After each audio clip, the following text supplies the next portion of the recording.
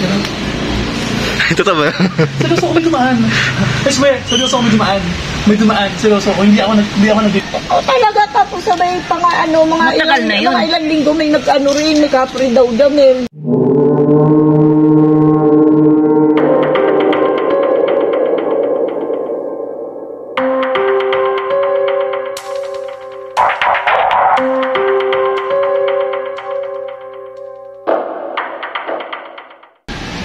Mahilig ka ba pumunta sa mga lumang lugar at may mga kababalaghang kwento? Halina't samahan niyo kami upang alamin at tuklasin ang mga natatagong lihim at misteryo dito lamang sa mga tunay na kwento at kababalaghan.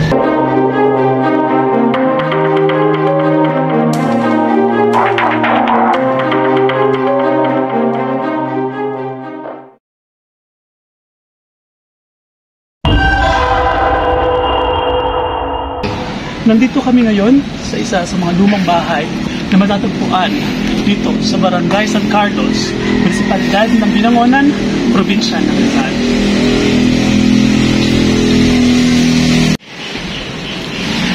I think siguro yung kabuuan ng bahay is nagaling siguro siya ng 200 to 250 square meters lot area.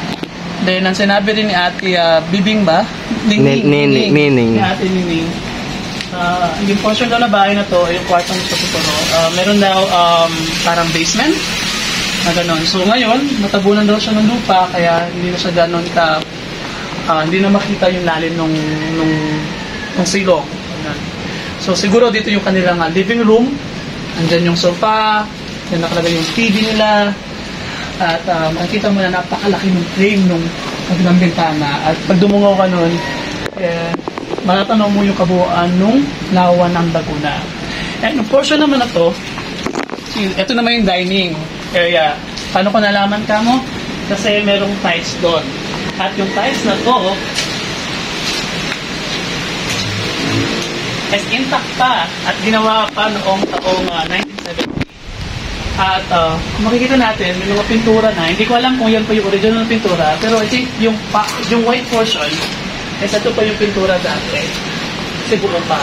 Itong red portion siguro is gawa na lang ito ng mga ibang tao o mga sumalbahe sa bahay na ito. So malaki rin. Malaki rin ang kanilang kitchen. And may portion dito na parang hangganan ng kitchen. So maganda rin kung dito yung dining area nila. Then since dalawa rin yung kwarto, so, typical na ganito yung mga styles ng mga bahay before. Even up to now din naman na yung banyo is malapit dun sa dalawang kwarto o sa mga kwarto. Para, syempre nga naman, para kung nabawa na banyo ka, naiihi ka, malapit lang yung access mo dun sa banyo. And paano ko nasabi na banyo to? Syempre, because of the tiles din, na still na nakamagit pa rin yung tiles. Ayan. Meron maliit na portion na bintana doon para siyempre meron silang access ng liwanag at the same time yung kanilang hangin ba. So mataas yung ceiling siguro nila kasi mataas yung bahay at eventually gumuho na tong part na to. Ito yung pinakang pader din ng banyo at makikita pa rin natin yung tiles. Ayan yung tiles na sobrang matawag nun? Masinsin nilang nilapat yan isa-isa kasi yung iba hindi pantay yan. Malalaman, masasabi mo talaga na tsinaga nilang ilagay yan. Then I guess this is the master bedroom kung saan natutulog yung mag-asawa na si Don David. Ayan, at I guess dito rin nangyari yung pagpatay sa kanila. Hindi natin alam kung paano sila pinatay o kung ano nga ba dahilan kung bakit sila pinatay. So, makikita natin na merong malaking bintana dito na dalawa. I think may access yan papalabas doon sa mga lugar-lugar na yan. So, makikita din natin may mga buhay na bato pa din. Tapos, ito namang isa, ito yung sinasabi ni ate, meaning na mayroong silong o tinatawag na basement. So may hagdan daw dyan, pababa. Pero I guess siguro hindi. Kasi makikita mo yung edge nung pinakang pader, ayun yung pinakang matutugma dun sa sahig. So dahil daw siguro sa Bagyong Undoy, o dahil talaga sa Bagyong Undoy, isa sa mga dahilan kung bakit natakpan ng lupa yan is, yun nga, bumagyo, at yung lahat ng putek o yung tubig is dito dumaan. Yun, siguro dyan dumaan siguro papunta rito, at lahat daw yan is dinala ng baha.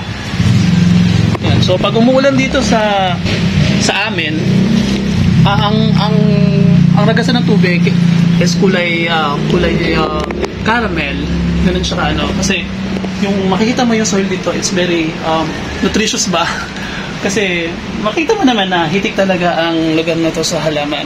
Na isa sa mga dahilan na malalaman natin na masigla yung lupa or mataba yung lupa. So yan. At unti-unti lang ang nilalamon ng mga punong kahoy yung bahay na ito, especially yung baliti dun sa harapan. At masasabi ko na napakabigat talaga, napakabigat sa katawan nung napagpatok namin dito, especially dito sa marketplace na may ibang may ibang presensya ako nararamdaman. At kanina, habang nagre-record kami, may napansin ako dun sa labas na dumaan. May dumaan, seryoso ako, may dumaan. Saan pa? Dito, papunta doon. Oh my God.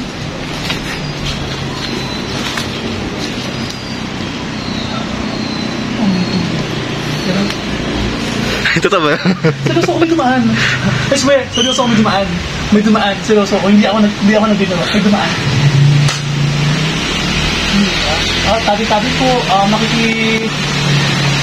camera lang po. Nakiki-record lang po, parang awa nila po. Takot ako. Amin ako, takot po ako. Hindi po ako matama. Oh my gosh. Ito ba? Ano itsura? May dumaan. Sige. Continue record. Okay. Hindi ko alam kung namamaligmata ba ako or nagugutom ba ako, pero hindi ako nagkakamali, may dumaan talaga. Kasi kung may dumaan mga hayop doon, pusa or aso, makikita ko yon kasi isa lang yung access dito at wala nang dadaanan doon sa part na yun, sa portion na yun. Unless yung pusa is mabilis or yung aso mabilis maglakad, pero makikita din namin yun kasi mabilis lang din akong napalingat doon. Ang kwentong ito ay hango sa tunay na buhay at pangyayari. Ang storya natin ngayon ay tungkol sa isang lumang bahay na matatagpuan sa paanan ng bundok. Ayon sa mga kwento, ang bahay daw na ito ay pagmamay-ari na nagngangalang Don David at itinayo noong 1970. At ayon din sa mga kwento ng mga taga roon, sa likod raw ng bawat sulok ng bahay na ito ay may lihim at malagim na kwento. Tila naging piping saksi ang bawat pader at kisame ng sinabing bahay. Ngunit ano nga ba talaga ang kwento meron sa bahay na ito? Bakit nila iniwan na abandonado ang lugar na ito? Sino si Don David? Alamin natin yan sa isa sa mga residente na tumunghay at alam ang tunay na nangyari kung bakit nagkaganto ang lugar ng bahay ni Don David.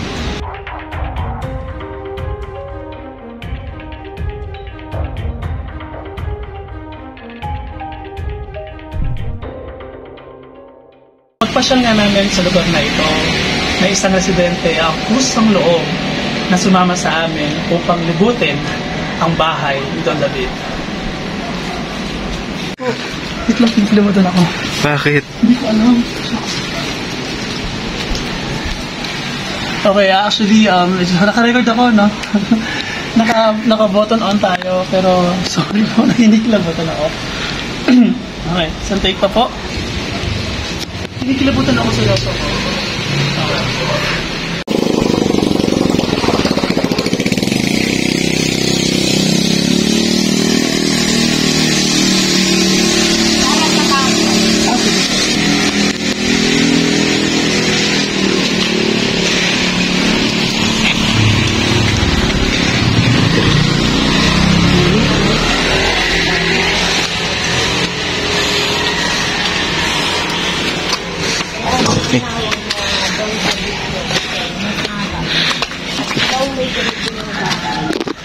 Mayaman ka na. Kasi yung araw dito wala pang mga ano. Kailan po nagawa yung bahay na to?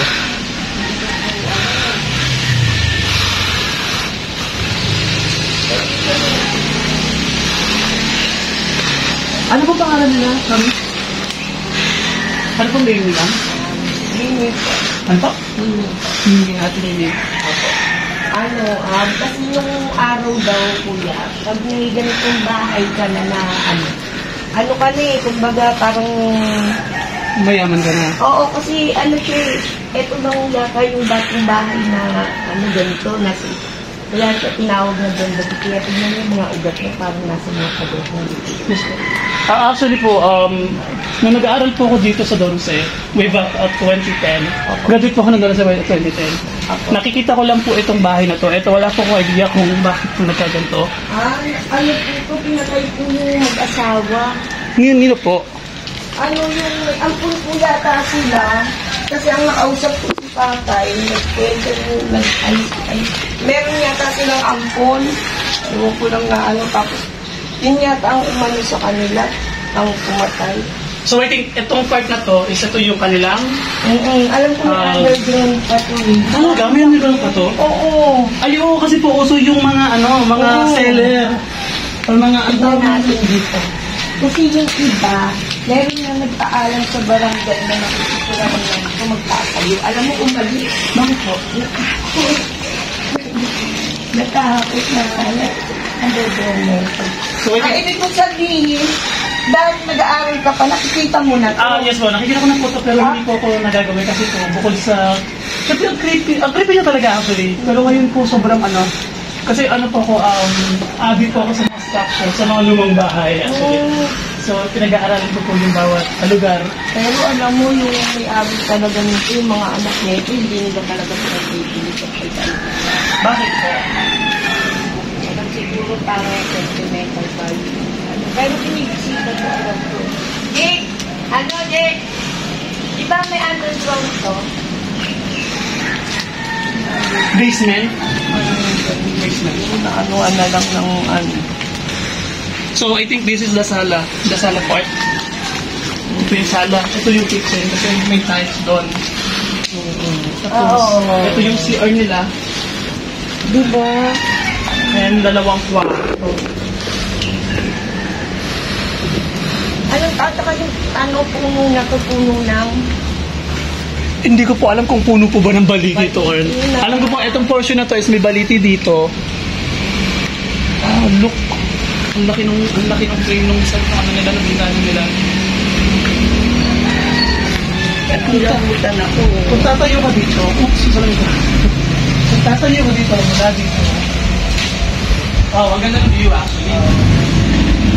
Pero hindi lang pumatay dito. So ano pong kwento dun po sa pumatay? Kwento lang sa akin si Patay. Opo, si tatay din po yung last time na natanong ko about ano po ba ang meron sa bahay na to. Basta ang side story lang po nila is si Don David.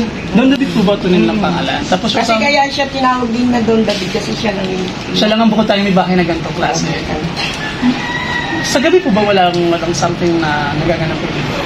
Yung una, yung bago kami rito, pag ako dumadaan, talaga kinikilabutan ako. Tapos gumaganyan ako. Pag gumilingat ako, may nakikita ako. Tapos, hindi na ako dumatas. Tapos hanggang nasanay na lang ako nasanay. Pag ako gumagan, hindi na lang ako tumingin. Pero ang tingin ko talaga, gaganon ako, may makikita, gaganon ako. Kaya pag yung flooring nila, hindi basta tiles. I guess siguro ano po ito, yung tatawag po nila parang granite or yung ang ganda pa rin ang ganda pa rin ng pagkakatingin ng bahay.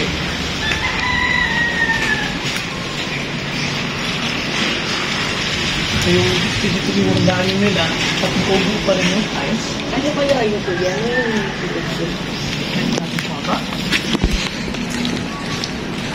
Para po kinain siya lang.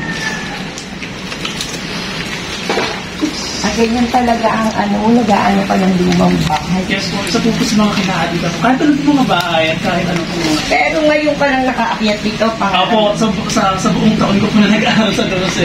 Ngayon lang po ako... Ito Ito po yung silong. Kasi ito yung haligi nung haligi nung sahig. Ayun no. So I think siguro bumigay yung sahig. Tapos bumigay din yung pader ng banyo. Tapos ito ay silong. Oo nga. Bakit po may ganito pa sadya? Yes po, para po nung mga, di po nung mga panahon natin, kahit po gawa lang po sa kawayan yung bahay, meron po tayong silong. So yung silong po, ay siguro po, stock room po nila to. May mga, alam mo, may mga nagsasabi pa nga, may kayamanan pa nga yan sila Don David, dito lang binoon, di lang alam kung saan dito. May kayamanan si Don David na Oo, dito lang daw, di lang alam kung saan dito. Okay po. Na sabi yun, kasi sa amin may nagmamanicure sa mama ko na yung hindi lang nila alam kung saan dito.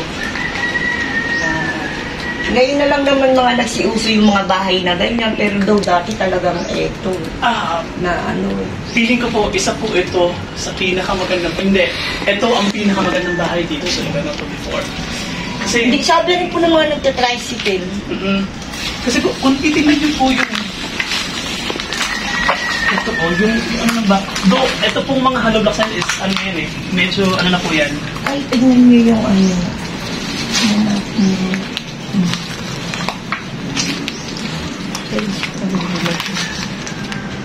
Ay, lupa. Opo, siguro po, ito po ay sinadyang lupa lang po, ilalim. Sinadyang lupa.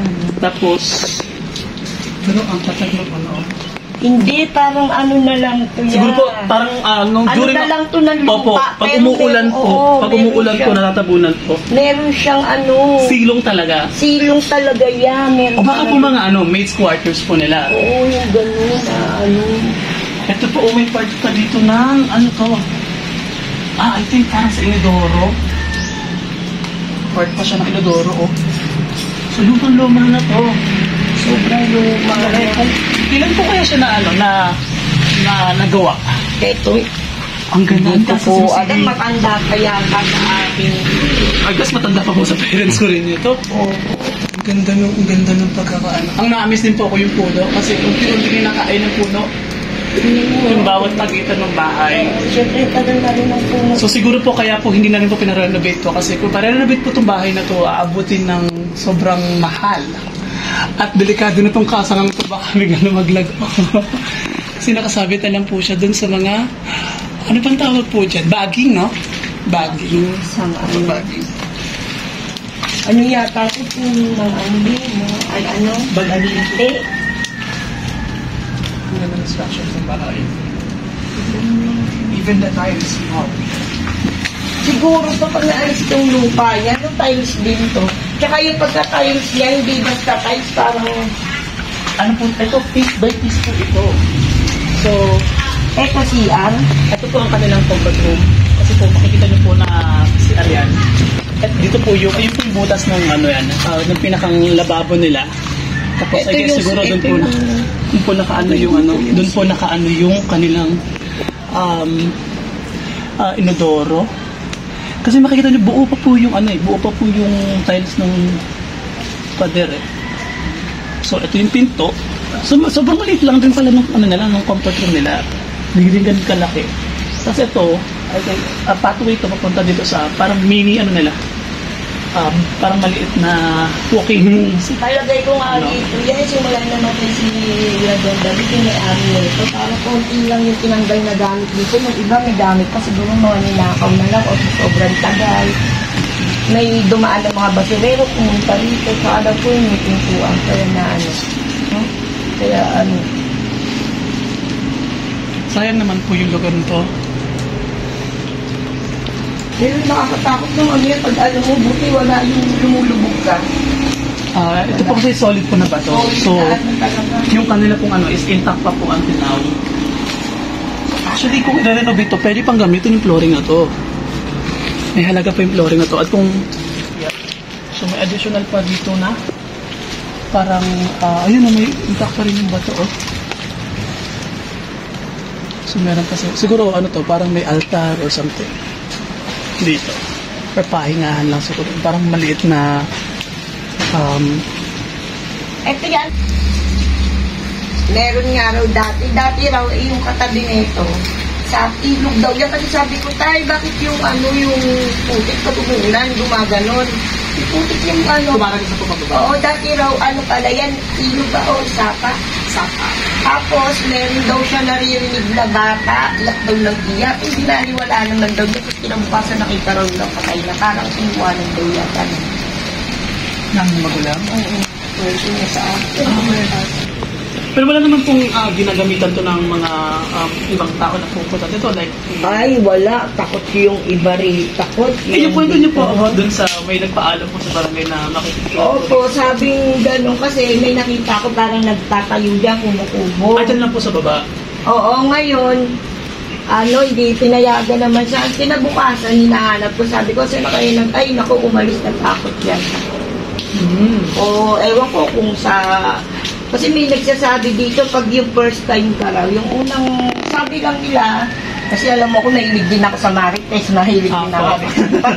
Pag first time nila pag first time ka nito lang, baguhan ka, parang magpapakita pa nga rin sa iya. Siyempre, hindi mo inaakala sila yun. Kasi hindi mo inaakala yung sila pala yung doon. Bigla, siyempre. So nagkakaroon ng panipuan ngayon sila doon dito? Oo, parang gano'n. Kasi nandito lang siguro sila. Dito sila pinatay eh. Paano po yung pagkakapatay sa kanila? Hindi ko po alam eh. Pero niya si tatay pa yan. Nakausap ko kasi siya once. That time po kasi nagmamadali din ako. Pero tinanong ko lang siya kung ano po tungkol dito sa bahay. Sabi niya, parang may nag-asawa, tapos si Don David is pinatay nga daw ng kanilang ampon. Kaya yung ampon daw po nila ay nalunong sa mura dahil po daw. Oo, parang may hinihiling yata na hindi binigay. O parang pera po ata yung hinihingi. Tapos parang hindi po ata pinabigyan ng magulang. So una niyang pinatay yung nanay niya, yung sinuti. Parang ganun po yung story na narinig ko po dito sa lugar na po. Pero siguro po may mga tao pa rin po nagtangkang tumirot ko kasi may mga tao pa rin na Bata. na hindi rin na Kasi kung may titira siguro ng tao rito, papabayaan siguro nung mga kamag-anak dito para may caretaker, may kasi lang wala yata. So pwede po magstay dito na isang gabi? Pwede naman po. Ay talaga? Pwede naman po siguro kung mababait naman po yung Saka pag sinita ka ng barangay, wala naman po. So pwede kami magstay to, halimbawa maglagay lang kami ng tent dyan sa side na yan. Ganun lang, no? Kasi yung comfort room, pwede naman din. I guess that is exciting part na mag-stay dito for the whole night. One time po, may friend po ako na nag-photoshoot dito. Place ito. And sinabi niya sa akin, Brad, nakakatakot yung lugar. Sabi ko, that is parang napipintouch ako sa Sabi ko, talaga? Nakakatakot ba talaga? Kasi sa labas pa lang, masasabi mo talaga nakakatakot. Pero hindi ko kasi iniisip yung takot. Ang iniisip ko po is yung architecture ng bahay. Pero parang ramdam ko naman. And yung history ng bahay. Yun po yung isa sa mga inaano. Pero yung about sa mga multo, noon nakakaramdam po talaga ako. Honestly, nakakaramdam po talaga ako. But hindi ko siya inaano sa mind ko. Ang inaano ko po talaga is yung ganda ng bahay at saka yung story at saka yung kwento na pwede namin ibahagi din sa ako naman. Pero palagay ko yung dalawang matanda na yung mabait. Siguro po kasi hindi naman nila nag-ampon. So alam naman po natin na ang mga tao kung nag-aampon is mababait po. Hindi naman sila mag-aampon kung binuksan lang daw yung kumatok ko yun gabi natin daling araw kasi pagbukas ilan taon na po yung lalaking yun? Hindi ko teenager po ba siya? Parang siguro ganun. So bawat pinamukot siyang shell. Siyempre yung hulmahan ito, mano-mano to, wala itong hulmahan I think. Hindi pa uso ata mga hulmahan po dati, no? Kung may hulmahan man to, siguro yung pinakang lang niya, baka lang sa loob. Kasi sabi ko sa kapatid ko, bakit tinatawag na Don David yan? Sabi yan ang pinakamalaking bahay dito sa San Carlos. Tapos, mas malaki pa nga itong bahay na ito na kasi nung araw, pag may bahay ka na ganyan, ikaw na ang mayaman dito. Mo na, ikaw na talaga yung Well, I guess mayaman po talaga si Don David. Kasi kung hindi siya, sana pinagbili na to, nakalagay na dyan for sale, di ba na Yung ganito pong klaseng pader, alam ko kasi sa college ako, dito po sa URS ko, ganito po yung pader namin. So, ito po talaga parang hinati talaga talaga to. Makikita mo kasi na ganyan, no? Mga bato-bato pa to. So, minold talaga nila yan na parang isang ganyan. Dun sa mga crusher po na tawag nila. Ano? Well, thank you po ate for for paglilibot po rito Sagad lang po kayo. Ano yung pulang tindahan? Tapat yung pababa na. Nakausap nga namin ng ilan sa mga residente na nakatira malapit sa bahay. Ayon sa kanila, ang lumang bahay daw ay ang kauna-unahang bahay na itinayo na gawa sa bato. Dahil sa angking ganda, kaya doon sinumulang bansagan na Don David ang nagmamay-ari nito. At kahit na anong yaman meron ng mag-asawa, ay sadyang hirap sila para biyayaan ng anak. Kaya nagpasya ang mag-asawa na mag-ampon ng isang batang lalaki, ngunit hindi nila alam na ito din ang kikitil sa buhay nilang dalawa. At habang lumalaki at nagkakaisip nga ang batang ampon, ay unti-unti niya ring nakilala ang droga. Nalulong siya sa ipinagbabawal na gamot at dahil sa pagkakalulong nito ay nagawa niyang patayin ang mag-asawang kumupkop umampon sa kanya. Kaya ba lubos na kinakatakutan ng lugar na ito ay dahil sa trahedya na meron dito? Totoo nga kaya na patuloy na nagpaparamdam si Don David at ang kanyang asawa. Tapos ito po yung kwento po dito, alam ko namin is ginawa po ng 1970. Si Don David po, hindi siya, hindi nakita si Don David. Hindi, napatay na. Patay na siya. Nung nadatna namin, maganda pa yung bahay na yan. Sino po talaga yung ano nito? Sino po talaga yung may alam ng kwentong ngayon? Siyempre sa barangay Barangay? Oo. Pero nung tumira po kayo dito, ng 2004, Ganyan na yan. Pero may nakatira po. Oo, may nakatira 2 tao pa rin pala. Na Ano po umalis yun? yung isa. Kamag-anak mo ba nila? Hindi. Nakiitira lang. Nakitira. Pero may bubong po yan? May bubong yan. Tapos nung bumalik kami wala kami dito nung bumalik kami, wala na yung mga bubong, wala na yung mga gamit, wala na yung mga santo din. May santo pa yan na original din. Ayun yung bato na yan ulit. Wala na. That is 2012? Nakaw. Umalis ka na. Siyempre iba-iba na yung pamalis. Kaya wala kami nadatna nung bumalik kami, sira-sira pa. So may tumira po pala dyan. Pero dati po kasi nung dumadaan ako dito, kasi nag-aral po ko dyan sa Donos Diyan po ako graduate ng 2010. So napapanik lang po kami dito. Pero ganyan na po yung bahay na nararamdaman. Ganyan na po yung Pero may pa yan, may bubong. Opo, may bubong po yung nakita ko noon. Oo, may bubong. Kaya nga po nagtataka kasi ba't parang nawala na yung unti-unti na nilang tinanggal. Kaso lang yung tumira na nahuli, kinuha yung parang divider ba na second floor niya. Kinuha yung pizza. Divider. Di ba yung nakapatong na ganito na mga Webless po ba? Bakal. Bakal po. Nung mga tumira po dyan. Kaya parang bagsak. Wala na yung divider. Dati yung CRC nito. Ano po, si Don David po, ano po ba ang tunay na pangalan niya? Aywan, basta yung doon Yun lang po sabi, basta mayaman siya tapos nagkakanta daw siya. Ay parang singer. Singer po siya, Don David. Yun. Yun po yung kanyang typical na trabaho Singer talaga. daw siya noon. So, ano po yung kwento side po dun sa pagpatay sa kanya nung ampon nila? Ayun nga, umihingi daw ng tira kasi adik. Adik yun. Ayun, parang inampun niya pero sabihin siya. So hindi lang po siya pumatay. So may kasama siyang pumatay. Aside po dun sa anak. Pero ilan po talaga ang tunay na anak ni Don David? Wala ba? Wala? Sabi po kasi meron daw silang anak din? Wala po talaga. So ang tuloy po ng kwento, wala talaga anak si Don David at saka yung asawa niya. Ano po ang asawa niya? Hindi ko nga alam. Hindi namin nakita. Hindi niya pala. Kwento lang niya. Pero yung pinatay po si yung mag-asawa, sino po yung unang pinatay? Yung nanay po ba? Siyempre sabay Sabay kasama po. yung pumatay. Oo nga po pala. Sabay. Yun. Pero totoo yung spoon lies, nung umakit po kami nakakilabot po sa kwarto. Noon. Ngayon po. Ngayon? Opo, Umakyat kayo dyan? umakit po kami ngayon dyan. Nag-record po kami for video. So inano po namin lahat po nung sulok ko na. I think siguro merong tama yung kwento ni ate kanina. Diba? Ayun. Kasi sinabi ni ate kanina na yung portion ng bahay na to is may parang sapa. Tapos may batang umiiyak. Tapos, meron daw siya naririnig na bata, iyak daw nag-iyak. Hindi naniwala naman daw. Tapos kinabukasan nakita raw ng patay na parang inuwanan daw yata. So, I guess siguro siya yung batang yun. Hindi ko ano. Pero, somewhere, may nakita akong dumaan.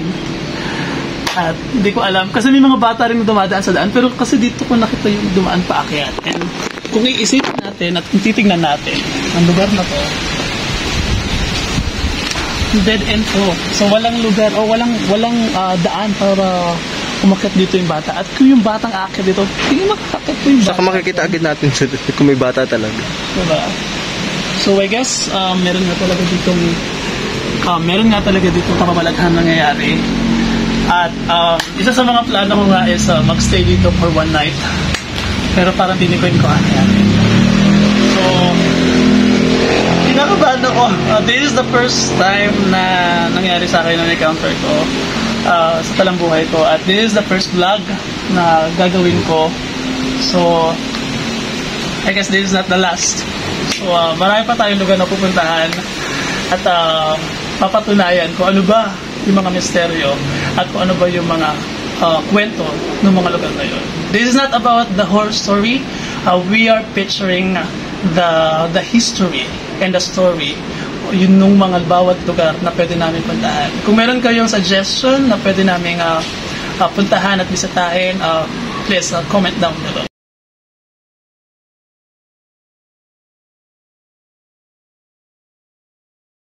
Bagging, no? Bagging. Bagging. Bagging, no? Bagging. Bagging.